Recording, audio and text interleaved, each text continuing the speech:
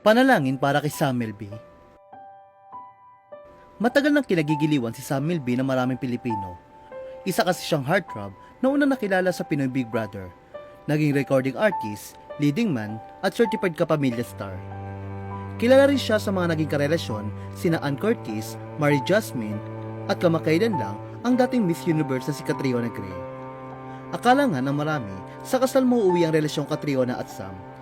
Engaged na kasi sila noon at ibinalita pa nga nila ito sa kanilang social media. Pero biglang pumutok ang balitang hiwalay na ang dalawa. Kinalaunan, napatunayan na ang hiwalay na ang dalawa, subalit tahimik lamang dalawa sa balita. Subalit, nang kumpirmahin nito ni Sam sa isang pahayag, sinabi niyang ririra umano ang kanilang paghihiwalay ng dating beauty queen. At ngayon, tila mas mabigat na balita ang dumating kay Sam. Sa isang panayam ng ABS-CBN News sa 17th anniversary event ng Cornerstone Entertainment, ibinunyag mismo ni Sam ang nakakagulat na balita. Aniya, I was diagnosed with type 1.5 diabetes. Ayon sa kanya, nagsimula raw ang lahat sa isang simpleng komento ng kanyang fan online.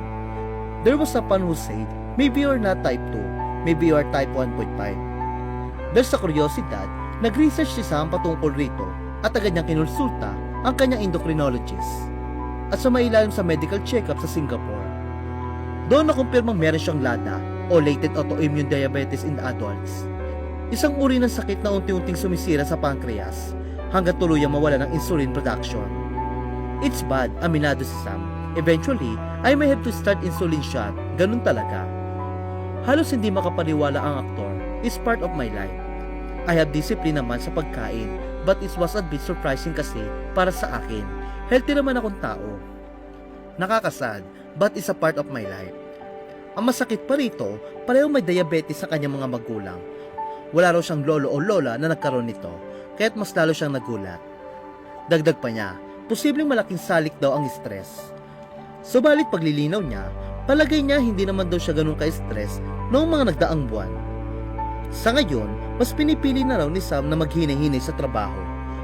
Bukod sa pag-ehersisyo, nagiging mas maingat na siya sa pagkain at lifestyle.